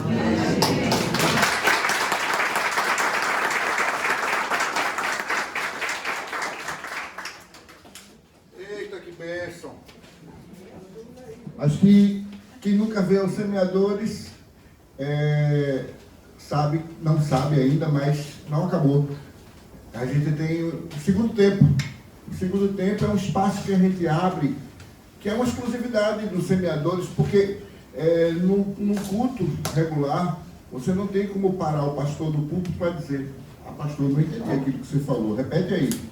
Não dá. Essa aqui dá. Aqui a gente tem um tempinho para tirar dúvidas. E a gente abre para vocês. Se vocês tiverem alguma dúvida do que Vitor falou, apesar de ter sido tão didático, ou uma curiosidade sobre algo relativo ao tema, aproveite. Faça feito numa cerimônia de casamento. Fale agora, o cálice para sempre. Abel, já levantaram a mão ali. Olha, 2 já, 3. Eita. Começar por Fátima. Se eu não souber, tem quem saiba, viu? Tá aqui, ó. Fátima, querida. Quando eu entrei, você já havia começado, certo? Então, o que eu quero falar é no sentido de reconhecer, agradecer, certo? E de amar, certo? Eu estive no hospital durante 4 meses, recebi assistência total dos semeadores, certo? Sou grata a eles por toda a minha vida. Recebi visita de Silvino e de Pastor Luna, certo? Me deram uma assistência total. Quando ele me deixava no hospital, eu ficava chorando. Mas ele fazia, não chora não, porque você sabe quando eu vou. Estou indo lá para os semeadores, porque não saiu de junto de mim nem um minuto, certo? Só no final de semana eu queria para casa, organizar as coisas e minha filha ia ficar comigo. Então, fizemos o EMA. Tivemos padrinhos que fomos apadrinhados pelo coordenador e pela coordenadora dos semeadores. Isso se chama gratidão, certo? Isso se chama amor também. Então, o que os semeadores têm feito por nós, em nossas vidas aqui, eu acho que pouquíssimos ministérios fazem, entendeu? Então, a palavra é gratidão, reconhecimento e amor. Amém. Sabe? Glória a Deus, querido. Deus abençoe. Eu acredito que você, né, irmã? Foi. Irmãos. Assim, há uma diferença, né, do gostar para o amar. O amar não é um sentimento, realmente é uma atitude, porque é um imperativo do Senhor, não é? Então, ele exige na mesma medida que se eu te amo incondicionalmente, apesar de ti, não é? Então, você também tem que ter esse entendimento aqui e também ter o entendimento dentro da tua afetividade para com os outros. Porque o gostar passa, isso é o amor, né? O amor incondicional que Deus exige de nós. Agora, o gostar passa pelo meu crivo, né? Como de todo mundo. Por exemplo, eu observo, eu analiso que uma pessoa não está vivendo, ou pelo menos tenta disfarçar, e eu tenho que aceitar, mas no meu crivo eu reprovo, eu não aceito. Isso aí é o gostar. Então, na prática, como manejar isso daí, o gostar e o amar que Deus pede? Amém. Irmã, como é seu nome? Maria do Carmo. Dona Maria do Carmo. Dona Maria do Carmo está perguntando, olha, e aí você me corrige se eu tiver entendido errado. Tem o gostar e tem o amar. Às vezes, como é que eu posso amar alguém de quem eu não gosto? Mais ou menos algo por aí, por esse caminho. Se eu não gosto de uma pessoa, como é que eu posso amar aquela pessoa? Isso entra um pouco naquilo que eu mencionei sobre a necessidade que nós temos de, por exemplo, sermos amigos de todos. Não só não devemos, não temos obrigação, como também não conseguiremos. Porque se você é amigo de todo mundo, o que é que uma amizade necessariamente necessita de você? Quem chuta? Qual é o principal fundamento de qualquer amizade? Tempo. Tempo, minha gente. Atenção, né? Se você não tem tempo para ter atenção, para fazer uma visita, por exemplo, então como é que você desenvolve uma amizade? Qual é o amigo que você tem que você não gastou tempo com ele ou com ela? Seja o tempo na infância ou o tempo na vida adulta, tem que ter tempo, certo? Então você não vai ter tempo para ser amigo de todo mundo, você não vai ter tempo para gastar com todo mundo, certo? Então você não precisa ser amigo de todo mundo, mas amar é diferente. Porque quando eu amo alguém que eu não gosto, dentro desse crivo que você disse, o crivo que Dona Maria do Carmo está colocando é a subjetividade. Por exemplo, eu não gosto do jeito da pessoa se vestir, ou eu não gosto do jeito da pessoa falar. Tem gente que quando fala, me dá uma agonia. Sabe qual é a pessoa que fala que me dá agonia? Aquela que fala fazendo assim. Eu que falo há muitos anos em público, né? Então eu tenho várias técnicas de oratória e tal, e essa é uma das que eu gosto de trabalhar quando eu vejo alguém fazendo isso, assim, ó, vamos trabalhar isso aí. Porque quem faz não nota, Mas veja, eu não gosto daquela pessoa se comunicando. Quer dizer que eu não vou amar aquela pessoa? Não, eu vou amar aquela pessoa. Mas como é que isso vai ser transmitido na prática? É quando eu não ofendo aquela pessoa, quando eu não falo mal daquela pessoa, quando eu não fico tentando distorcer aquela pessoa. Por exemplo, na igreja, vamos lá, tem alguém que você não gosta da forma como ele conduz alguma coisa na igreja, um pastor que você não gosta da forma que fala. Uma coisa você não gostar e guardar para si. Outra coisa é quando você pega isso e começa a chegar para a irmã do lado e dizer assim, aquele Silvino, vixe, ele leva a coxinha para o semeador e come. Aí de que adianta ele levar se ele comer a coxinha? Aí não faz sentido nenhum, tá entendendo? Quer dizer, é quando você começa a envenenar, falar mal, ofender, repudiar a pessoa. Então a pessoa às vezes chega, e já aconteceu comigo, de pessoas que eu não gostava, e eu não tinha trabalhado isso antes de, poxa, eu preciso amar. E a pessoa chega para mim às vezes na melhor das intenções, mas eu já penso que ela está com alguma intenção ruim. Por quê? Porque quando a gente não gosta de alguém, e a gente não faz questão de trabalhar isso em nós, tudo que a pessoa faz a gente acha que é a pior interpretação possível. Deixa eu interromper uma coisinha. Agora tem uma coisa que eu critico em Silvinho, sabe o que é? Onde é, Fábio? Ele não quer dar receita do patê a ninguém. Olha aí, Silvino! Mas você deixa de amar Silvino por causa disso? Não, né? Mas ele já disse que isso é o cozinheiro que vai. Então, irmã, de uma forma prática, amar, como você disse, é uma decisão. Eu decido não ofender, eu decido não falar mal. Eu não preciso conviver, eu não preciso sequer gostar desse sentido que você falou, subjetivo. De eu preciso gostar do jeito que a pessoa se veste, do jeito que a pessoa... Não, eu posso não gostar, eu tenho esse direito à minha opinião. Mas o que eu não posso de jeito nenhum é deixar de amar e, mais ainda, eu não posso ter um amor fingido. Ou seja, eu finjo que eu amo na frente de todos e por trás eu meto o pau na pessoa. Aí, todo mundo não está vendo, mas o Espírito Santo está.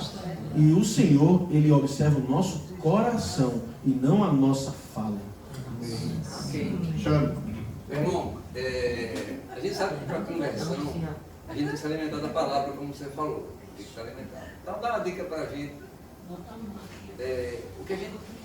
por onde começar? Entendeu? Às vezes porque é imenso, é muito vasto, a Bíblia é maravilhosa, tem tudo.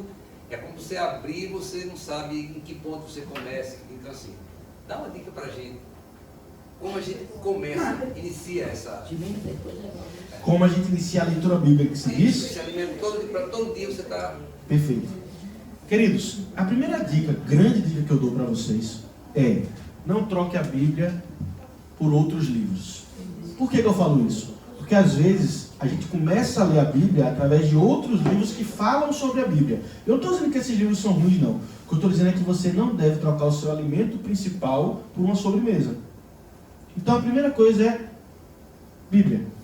A segunda, você talvez não compreenda a Bíblia na versão que eu tenho aqui. Mas existem várias versões de linguagem da Bíblia.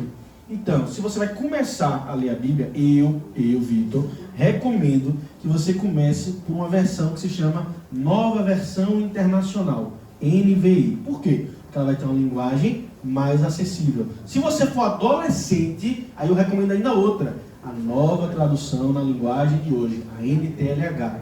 Por quê? Porque ela tem uma linguagem muito mais simples. Mas não recomendo a NTLH para quem já tem alguma maturidade ou alguma idade. Por quê? Porque ela muda muito o texto bíblico em alguns aspectos. Perde alguma coisa ali. É melhor para quem é adolescente ou pré-adolescente. Mas a NVI não. A NVI é muito próxima. Isso estou falando de linguagem. Agora, para falar da melhor maneira de você ler a Bíblia todo dia, é lendo. Isso pode parecer óbvio e é o que a maioria não faz. Tem tanto medo porque não entende, porque não conhece, que simplesmente se afasta e diz: eu não tenho esse nível para entender. Meu irmão, preste atenção. A Bíblia tem coisas difíceis nela, tá? Tem coisas difíceis nela. Tem coisas que eu tenho que ir para o hebraico ou para o grego para ministrar lá em cima no púlpito. Eu tenho que ir para a origem para eu entender o que é que aquele texto está dizendo, certo? Só que veja só, a Bíblia, a mensagem principal dela, é compreensível a todas as pessoas, em todos os tempos e em todos os lugares. Você pode não entender aquele detalhe da Bíblia que é difícil, mas a mensagem de salvação você, eu e qualquer um apreende da leitura. Então isso é que é o fundamental. Deixe de ter medo da palavra e comece a ter constância. Constância é você, como eu disse, não negar um único dia sem ler a palavra. Vitor, mas eu realmente tenho muita dificuldade. Sem problema, a gente tem aplicativos no celular da Bíblia que todos os dias eles dão um versículo para você ler. Todo dia. Eu recomendo que você faça só por aí? Não, mas já que eu estou submetendo que você nunca leu e quer começar a ler. Tem muita dificuldade? Então pronto. Usa um aplicativo da Bíblia que ele vai te dar todo dia um versículo para você ler. Aí você medita naquele versículo. E uma última dica para tentar ser o mais abrangente possível é: por qual livro eu devo começar? Aí eu vou lhe dar o Evangelho de Marcos. Comece pelo Evangelho de Marcos, porque o Evangelho de Marcos é simples, ele é direto, ele é objetivo, ele é curto, e eu acho que ele tem uma linguagem muito apropriada para você começar a ter uma interação na Bíblia. E se sua intenção em 2024, eu quero crer, ler a Bíblia inteira, amém? Amém! Então você vai ler um capítulo do Novo Testamento e um capítulo do Antigo Testamento. Um do Novo, um do Antigo. Um do Novo, um do Antigo. E isso você vai mesclando. Por quê? O Antigo Testamento às vezes vão ter os textos mais difíceis. Mas aí você não deixa de ler para ler só aquilo. Você também lê um do Novo, que é mais acessível, tá? Mas o principal de tudo que eu falei aqui é leia. Leia, não deixe de ler. E agora, eu não posso deixar também de fazer o meu merchan, né? A gente também tem aqui, além de ter o SETEC, além de ter os semeadores, o SETEC é pago, os semeadores é de graça. Mas a gente também tem a nossa escola bíblica dominical. Eu sou professor da nossa escola bíblica dominical. É gratuita, eu sou professor do SETEC também, mas no SETEC é pago. Você podendo, invista, porque ali, Silvino é seminarista, eu sou seminarista, sou professor do seminário também, e uma das coisas melhores que tem na nossa vida, ali que está ali na porta, Ricardo, tá vendo? Ali é um grande seminarista também nosso, Ricardinho, uma bênção do Senhor. Qualquer dia desse pode chamar ele, viu? O bicho é bom. Já tá pronto, já. É bom de Bíblia, viu? É bom de Bíblia. Ele já foi. Deixa eu ver. Ele é bom de Bíblia. Eu fui para o estudo dele falando de 1 Coríntios 15 e foi sensacional. Então o que eu quero dizer é assim, temos coisas pagas, né? Mas nem sempre a gente está com disposição ou com horário. Domingo de manhã, 8h30 da manhã, a gente tem todo domingo aqui. Minha irmã tá ali para não deixar mentir. Minha mãe também. Escola. Minha mulher também. E ali, ó, essa aqui que agora chegou, que não deixa de vir um domingo pra gente, tá aqui. É uma bênção. Então, assim, são formas de você ter uma interação diferente com o texto bíblico, se alimentar da palavra, para além de um sermão do culto dominical. Amém? Nós Domingo. sabemos, Eu queria, antes que vocês é perguntarem, sobre a Bíblia ainda. antes de qualquer pergunta, eu queria fazer um comentário. Gente, se você realmente quer se alimentar,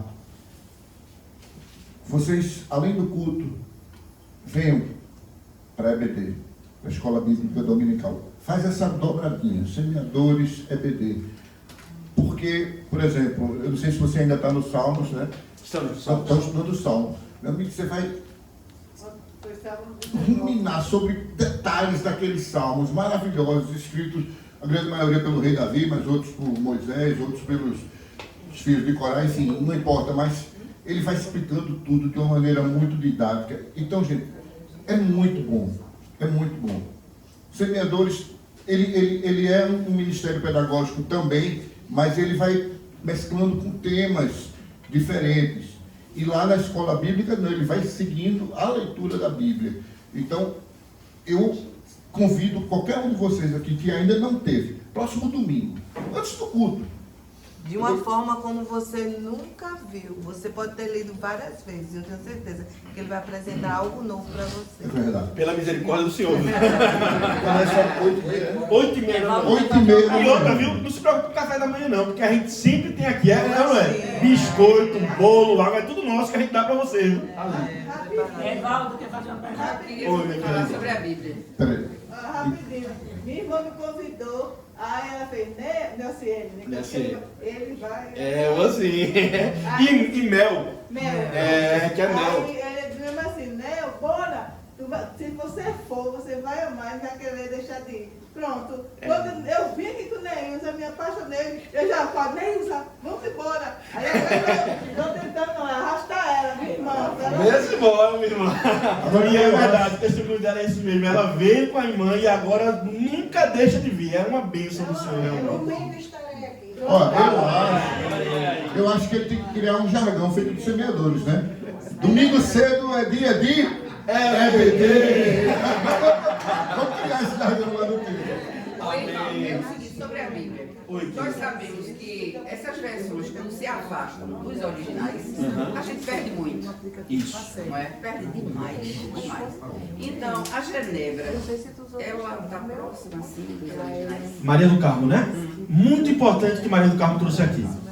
Deixa eu fazer um comentário para vocês rápido. Primeira coisa, todas as traduções da Bíblia que nós temos no Brasil, traduções, todas elas são muito próximas do texto original. Todas. Não existe nenhuma tradução publicada aqui no Brasil que se afaste do texto bíblico de uma forma que você não recomende aquela Bíblia, entendeu? Não existe. NTLH, NVI, NAA, NTT, todas elas são muito próximas do texto bíblico. Agora, como eu disse, a NTLH vai fazer algumas concessões para poder a linguagem ficar tão próxima que aí você perde da riqueza do texto.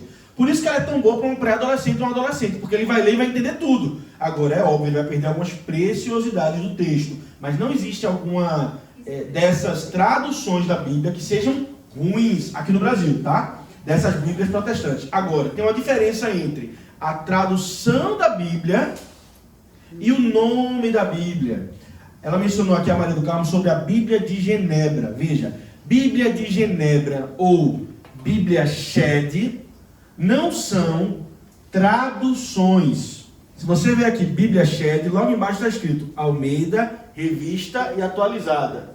A Bíblia é Shed porque um grande erudito do nosso país, chamado Russell Shedd, foi ele que escreveu, junto com toda uma equipe, porque nenhuma Bíblia é feita sozinha aqui no Brasil, você tem toda uma equipe de estudos, ele escreveu boa parte dessas notas de rodapé, que são as Bíblias de estudo. Essa é uma Bíblia de estudo. Então a Bíblia Shed, ela tem esse nome, e ele nem queria que o nome fosse, porque ele achava uma ousadia, mas a editora quis porque quis, aí botou o nome dele. Ele achava isso um desperdício, ter o nome dele numa Bíblia, né?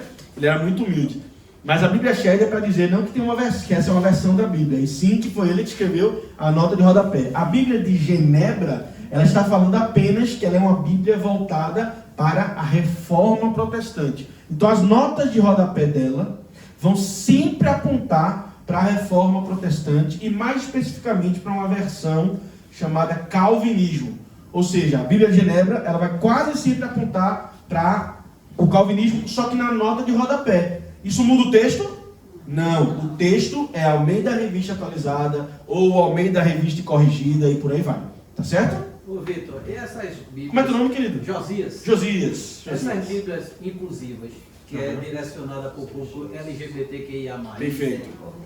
É de se aconselhar... De jeito nenhum. Quem está recém-convertido. Porque perceba, Josias, né? Isso. Perceba, isso não é uma tradução. Certo? Isso é um tipo. Aí os tipos de Bíblia não. Tem vários tipos que eu não vou recomendar para ninguém. Por exemplo, tem Bíblia que é, sei lá, é porque eu estou com medo de dizer, não sei nem se existe, vai que é uma Bíblia boa. Mas enfim, Bíblia do Milagre todo dia. Aí eu não vou recomendar uma Bíblia dessa porque, entendeu? Provavelmente ela vai estar falando aí de coisas que vão te direcionar a interpretar o texto de maneira errada, entendeu? Uma Bíblia LGBTQIA+, ela está tentando... Eu conheço versões da Bíblia que literalmente tiram textos da Bíblia que ofendem certas agendas, tá? Por exemplo, tem uma versão da Bíblia dos Testemunhas de Jeová, se eu não me engano, são dos Testemunhas de Jeová, mas eu não quero cometer aqui um erro, mas eu tenho quase certeza que são. Que eles alteram o texto de João, quando diz assim, no princípio era o verbo, e o verbo estava com Deus, e o verbo era Deus. Eles mudam isso. Não é pela tradução. Eles não foram no original e buscaram, não. Eles mudaram porque a teologia deles exige que mude, porque Jesus não é Deus para eles. Não é a trindade. Isso é uma heresia. Então a gente tem que ter muito cuidado. Eu não estou falando que todo tipo de Bíblia é válido. Eu estou falando que no Brasil, eu vou melhorar. A maior parte das traduções, elas são traduções sérias. Você não precisa se preocupar com isso. Agora, o tipo de Bíblia que você está consumindo, aí sim. Porque pode ser uma Bíblia que tem uns comentários malucos. Entendeu? Por exemplo, Bíblia da Prosperidade. O que é que vai ter lá na nota de rodapé? Falando que tudo é para você ganhar dinheiro, você ganhar carro, você ganhar bem. Então, ele está distorcendo o texto bíblico. E aí a gente tem que ter cuidado. Por isso é sempre bom você procurar algumas indicações de Bíblia. Eu indico a Bíblia Shed, porque é o meu xodó. Onde você me vê, no Brasil afora, você vai ver com essa Bíblia aqui. Via de regra eu vou com ela. Às vezes eu levo a minha NVI. Eu estudo muito a NVI, mas eu costumo levar essa. Eu recomendo a NVI, a Bíblia Shed, a Bíblia de Genebra. Tem algumas Bíblias aí, não sei se depois o Silvino também pode recomendar para vocês terem um norte, né? Tem umas Bíblias que são ilustradas, tipo mangá, para jovens, eu acho que vendem aí em Chile, né? Que é umas Bíblias, isso não substitui a Bíblia, a palavra de Deus, mas é muito legal, você dá para um jovem, um adolescente. Eu tive uma dessa, eu adorei, eu achei muito legal. Por quê? Porque mostra a coisa de uma forma em mangá, que é aquele estilo japonês de desenho.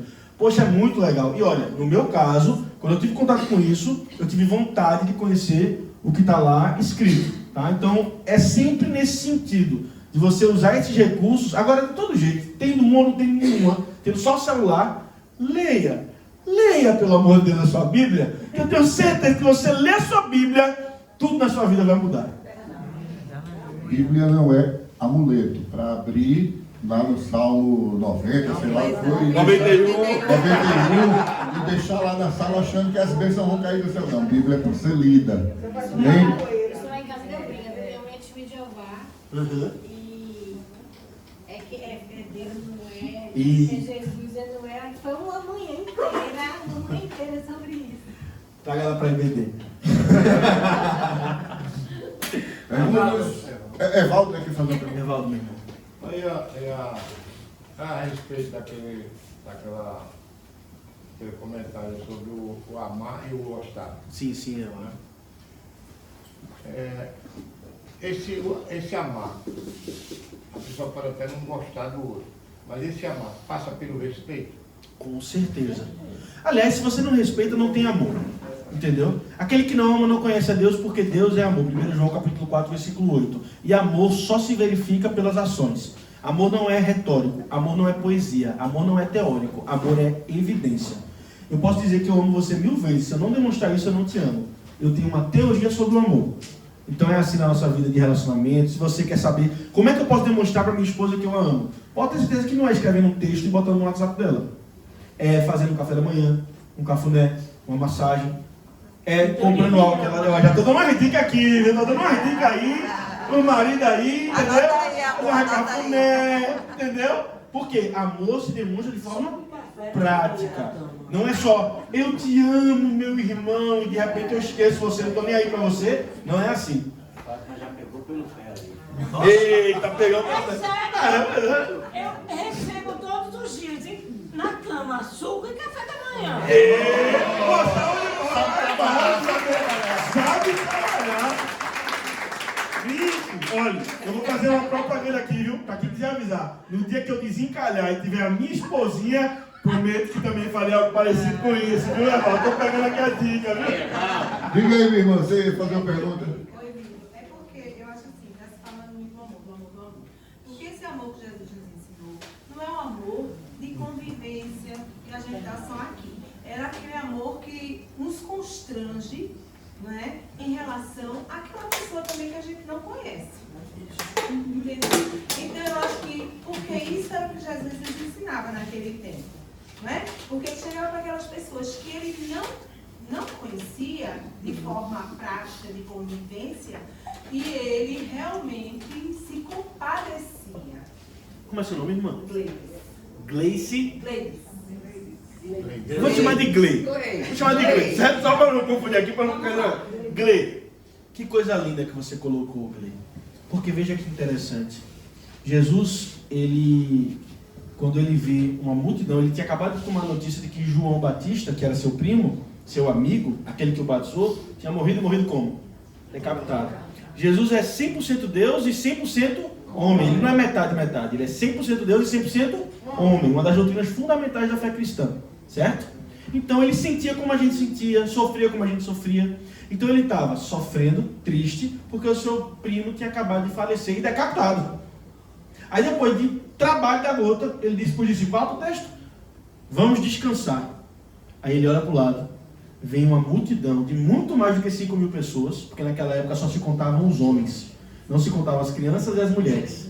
Aí ele vê aquela turma, ele olha, aí veja que expressão linda. Ele olha para eles e se compadece porque eram como ovelhas sem pastor. Glei, ali Jesus está me ensinando para mim e para você que por mais que sejam grandes os nossos problemas e maiores os nossos desafios, às vezes a gente tem que pegar essa dificuldade, botar no nosso bolso e servir ao nosso próximo. Foi exatamente isso que Jesus fez ali. Porque, como eu disse, amor é algo prático. Quem é o nosso próximo? Perguntaram. O próximo é aquele que está ao nosso lado. É aquele que está do nosso lado sem ser a nossa família, sem ser o nosso irmão de sangue, sem ser o nosso amigo. É o nosso próximo. O próximo é todo aquele que precisa de você. Passou lá na nossa linguagem, passou o crente, o super crente, viu o cara lá lascado na terra e disse, não, eu vou pro culto, Deus abençoe.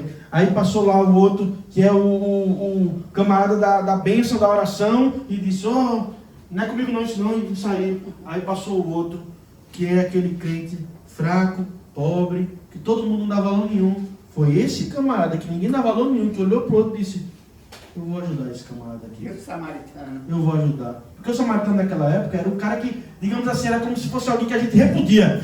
A gente repudia a escola da sociedade. Foi ele que ajudou, e ele não ajudou só dizendo, ele não pegou o camarada lá e deixou lá no hotel e disse assim, toma aqui, já fiz minha parte. Ele disse, olha, é o seguinte, o que ele gastar, deixe ele consumir o que ele quiser. Eu vou pagar. Veja que coisa interessante, ele não conhecia. Qual é a mensagem ali, minha gente? É essa mensagem, Glenn. A mensagem de que amor é algo prático, independe de quem é o alvo do nosso amor. É uma decisão. Isso é muito importante para a gente não pensar que amar é apenas aqueles que estão próximos de mim. Porque o próximo é todo aquele que precisa de mim. Bem? Ô irmão, o que me chama a atenção, e deve chamar a atenção de todos os cristãos que refletem, naquele momento que o Senhor estava sendo moído na cruz, ele olha para o lado, quer dizer, ele deixa, era uma situação dramática, né, ali, e ele ainda ele esquece de si e olha para aquela pessoa que ele não conhecia, mas que simplesmente reconheceu, pedindo a ele a ajuda, né? Porque o outro já estava perdido mesmo e condenado e não reconhecia, não é que, inclusive até que estava com sarcasmo, tirando onda, vamos dizer assim, não é? Então, eu acho que é naquele momento, quando o Senhor, ele esquece de si. Aliás, o cristão verdadeiro, ele não lembra de si, não. Ele esquece de si. Porque é o transbordar para o outro. Isso é muito difícil, hein, irmão? Isso. É assim, só um detalhe.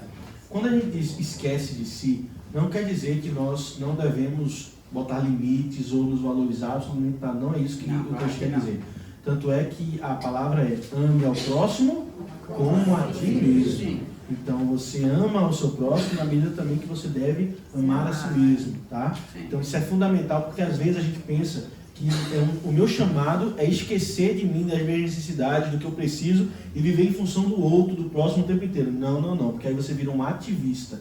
Agora, quando o outro precisa de mim e eu tenho condições de ajudá-lo, e quando eu falo condição não é só financeira não, é espiritual, é de tempo, é de o que você tiver. E aí eu nego isso, aí eu estou sendo egoísta, aí eu estou pensando mais em mim. Eu abri mão e dizer assim, poxa, eu preferi ir para o cinema, mas eu vou lá ajudar a minha irmã que está precisando de uma oração, de um visita no hospital, por aí vai, entende?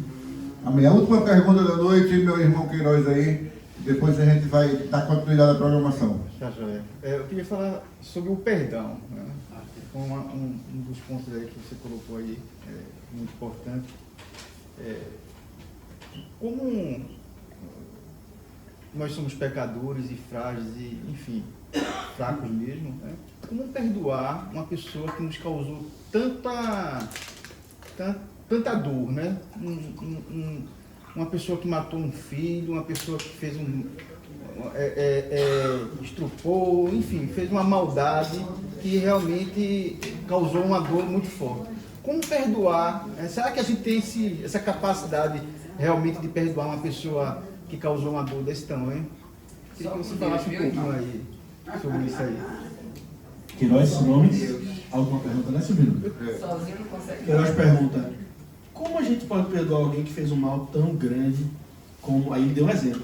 Alguém que estuprou outra pessoa, alguém que matou, e a gente fala outra pessoa, mas e se for o nosso filho, o nosso... Exatamente, que é a maior dor, né? A pessoa... Duas coisas que eu quero comentar sobre isso, e foi uma excelente pergunta, Queiroz. Primeiro é a seguinte, você não vai conseguir. Nenhum de nós é capaz de perdoar o outro quando verdadeiramente ofendido. Quem nos dá o poder para perdoarmos É o Espírito Santo do Senhor. Aleluia. O Espírito Santo é quem opera em nós, e porque Ele opera em nós, Ele nos dá poder para perdoarmos até mesmo aquelas mais graves ofensas. E aí você falou, e eu me lembrei imediatamente, nos Estados Unidos, houve o julgamento de um rapaz, você lembra que você tem esse vídeo, né? Um rapaz, ele matou algumas pessoas, estuprou, matou e tal. E aí vinham os familiares dessas pessoas, porque estava sendo transmitido, né, gravado. E aí as pessoas que estavam no julgamento dele olhavam para ele, e ele estava com a cara de tipo, tô nem aí. Ele estava com a cara tipo assim. Aí vinha alguém que perdeu que ele matou a mulher, que ele matou a filha. Aí falava, eu quero que você morra, que desgraçado, sei o que e tal. E o camarada, nem aí, um psicopata mesmo. Chegou um senhor barbudo, cabelo branco, disse assim, meu irmão, você está me forçando a fazer algo muito difícil. Porque você matou a minha filha. E você está me obrigando a te amar como Cristo me amou. Eu perdoo você. Foi o único momento de todo aquele julgamento em que aquele camarada chorou. Você acha que foi a autodeterminação daquele senhor que fez ele subir ali e dizer, eu perdoo você? Foi não. Você acha que foi uma força de vontade? Ou querer mostrar para os outros alguma coisa? Que às vezes é isso, né? A gente quer mostrar para os outros que a gente está perdendo, que é para a gente se sentir melhor. Um moralista grande. Nesse tipo de afronta, você perdeu sua filha, você não faz isso para dar justificativa para ninguém. Não, você não está nem aí porque os outros estão pensando, deixa de pensar. Ali foi puramente a operação do Espírito Santo, mostrando para ele, olha, é nesse momento de dor e sofrimento, lá onde o camarada está, no fundo do poço dos próprios pecados, que você oferece a misericórdia. Aquilo ali, ele chorou. Eu não tenho como sondar o coração, mas eu acho que deve ter sido. Talvez porque ele, sendo psicopata, ele pensou, por que eu só ofereci o ódio e a desgraça na vida desse senhor e ele me ofereceu agora o amor? É porque da mesma forma, quando alguém vem com você com grosseria, com uma palavra de ódio, experimente falar uma palavra de amor. Não estou falando de ser sarcástico, não. Estou falando de você realmente dar uma palavra de amor, doçura. Eu dizer assim, ô meu irmão, me perdoe. Alguém vai dizer, cacete, que foi isso aí? Aí diz assim, me perdoe, meu irmão. Briga de trânsito. Quando o cara já sai muito irritado. Que palhaçada é essa, mano? Tu diz assim, meu irmão, me perdoe. Tu vai ver a reação do cara, vai ficar assim. Ele não vai saber o que fazer. Ele não vai saber o que fazer. Não vai saber. Por quê? Porque nesse mundo, a lógica é bateu, levou. A lógica é eu vou contigo, tu vai vir com 3 carregando pra cima de mim. Aí vem o cristão, o verdadeiro crente, e de repente despeja amor, o cara não vai saber o que fazer. Desarma ele. Desarma. E a Bíblia diz que quando nós perdoamos é como nós colocarmos um amontoado de brasas quentes sobre a cabeça da pessoa. O que é isso? Não é que a gente está machucando o outro, não. É para mostrar a força do perdão. E às vezes é justamente nessa força do perdão que aquela pessoa vai se lembrar de repente de uma pregação que ele ouviu 10 anos atrás, 3 anos atrás, 4 anos atrás, e Jesus traz aquela pessoa de volta. Quer dizer, tu perdeu uma discussão, mas ganhou uma vida. Entende? Amém. Vocês gostaram de Vitor? Então posso dar um presente para ele? Uma lembrança de semeadores? Agora, esse presente é assim, ele precisa de troco, viu? O troco é uma cobrança. É uma cobrança. Vir de novo é pouco. Ele vai ver o que é o presente aí. Esse presente é uma intimação. Agora, abra e mostre para todo mundo que é uma intimação. É uma intimação.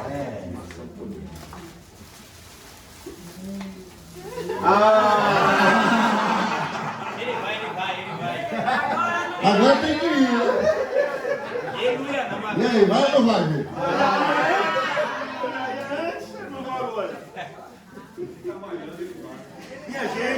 Minha gente, eu moro em Piedade, não sei se vocês sabem disso, eu moro lá em Piedade.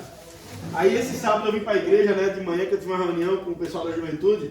Aí 8 da manhã a gente saiu daqui de 11. Pois eu fui daqui da igreja, de bicicleta até Piedade. Andar até o Recife, eu tinha café pequeno. Olha, Vitor, Obrigado. Vitor, o seu estúdio, dá para se ver no seu corpo. Olha, aí agora eu fiquei alegre. Agora, queridos, muito obrigado, estaremos lá, se Deus quiser. Em nome de Jesus, querido. Gente, E ainda quem não comprou, ainda temos muitas, viu? eu queria... Daqui a pouco nós temos um lanchinho lá fora, né? Faz parte do semeador. A gente tem alguns momentos. O primeiro momento é o louvor. Óbvio que é aquele momento em que a gente se desconecta do mundo lá fora para entrar em conexão com Deus. Depois nós temos o momento da pré-eleição, onde a gente recebe a palavra. Temos o momento de tirar as dúvidas, né? Esse momento que a gente passou agora. E o último momento, que é o momento de koinonia. É o momento de, rapaz, quanto tempo, fazer uma semana que a gente não se vê e dar um abraço do irmão e falar de coisas boas. E é um momento importante. Está todo mundo convidado para o nosso lanchinho lá fora, não paga nada, é um mimo, uma cortesia dos semeadores. Fale que ainda tem mais um recado. É só ligar aí. Vamos querer esse menino sair, que eu vou ter que sair daquela propriedade, porque ele tem uma foto com a selfie todo mundo. E vamos fazer selfie, claro. Tá aqui, você. É assim. Pronto. Alô? Então, eu queria agradecer, em nome dos semeadores, a sua vinda aqui. Há duas semanas da gente sair em recesso. E que palavra maravilhosa você trouxe para a gente em relação à conversão. Muito importante esse tema. Para todos nós, a gente tem certeza que todo mundo sair com sua porçãozinha de bênção. Essa sementinha vai dar muitos frutos. Como eu disse a você, que você às vezes não sabe o fruto que o seu esmo aqui dá para o mundo espiritual. A gente teve esse sábado, a gente teve um momento maravilhoso, que quase que não acaba, vai ter que ter segunda parte, porque não conseguiu acabar. Por conta de uma palavra aqui, que o tema, Deus já tinha colocado no coração a gente fazer esse evento para mulheres, mas eu não tinha um tema. E esse tema, Deus me mostrou aqui, que foi, como eu disse, de uma forma que eu nunca vi, o Salmo 91. E você não sabe, mas o que eu já tenho recebido de feedback por conta disso é maravilhoso, é edificante, transformador para famílias, inclusive. A gente vê que as meninas que entraram ali naquele dia saíram com uma visão diferente em relação ao relacionamento com Deus e com Jesus. E isso, você tem grande parte disso. Eu falei disso, quem estava lá viu que eu falei dele, falei da escola bíblica, da importância da gente estudar a palavra para nos fortalecer e para a gente estar no caminho certo. E você está sendo usado para isso, mesmo que você não saiba. Muito obrigado, queridos. Queridos, antes da selfie, 2 avisos somente. Próxima semana nós vamos estar falando sobre um tema que me preocupa muito, né? Principalmente as pessoas que estão começando a caminhada, e às vezes a gente acaba caindo em mãos erradas. Jesus nos alerta muito sobre falsos profetas, falsos pastores, né? Que pregam teologias que não são de Deus, né? E uma dessas teologias que não são de Deus é conhecida como teologia da prosperidade. Esse vai ser o nosso próximo tema, né? Nosso Deus não é Deus de barganha. Então a gente precisa estar muito atento a isso. Existe uma teologia que prega muito isso, que é dando que se recebe. Não é bem assim. Então, se vocês querem saber mais sobre essa teologia da prosperidade, vem na próxima semana aqui, segunda-feira, dos semeadores, que o nosso querido reverendo Jamerson vai estar falando sobre esse assunto. Amém, queridos? Agora, eu queria orar e queria... essa oração tem um motivo muito especial. Nosso capelão, nosso querido pastor Luna, está sendo operado agora à noite, né? Não sei se já começou, não tinha hora, é agora à noite. É possível que ele esteja na sala de cirurgia. E aí eu queria orar por ele, pela vida dele. Não é uma cirurgia complicada, é uma cirurgia relativamente fácil, ele está fazendo uma cirurgia de hérnia, né? Mas é uma cirurgia. Então, vamos orar para que tudo transcorra da melhor forma possível e que logo, logo ele esteja aqui novamente conosco. Amém? Pai querido, Pai amado, estamos aqui te agradecendo. Vamos ficar em pé? Te agradecendo, Senhor, primeiramente por essa noite maravilhosa, que tu nos abençoasse com a tua palavra, Pai, que tu nos alimentasse, tu jogasse essa semente preciosa no coração de cada um que está aqui presente hoje, Pai. Mas temos um motivo muito especial para essa oração nessa noite, Pai, que é o nosso querido capelão e pastor Luna, que nesse momento, Pai, encontra-se numa sala de cirurgia. E a nossa oração é para que tu esteja à frente dessa cirurgia, Pai, que tu estejas segurando na mão daquele cirurgião, que tu, que és o médico dos médicos, possa conduzir todo instante, todo momento daquela cirurgia para que tudo transcorra da melhor maneira possível e que logo, logo ele se recupere e esteja de volta aqui a fazer o que ele mais gosta, Pai, que é ministrar a tua palavra, que é orar, que é servir ao teu reino, Pai. Então, cuida desse teu servo precioso que está hoje sendo operado, Pai.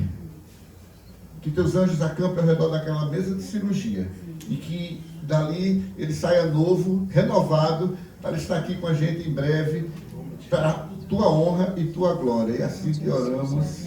Amém. Amém. Amém. Vamos fazer a selfie, gente?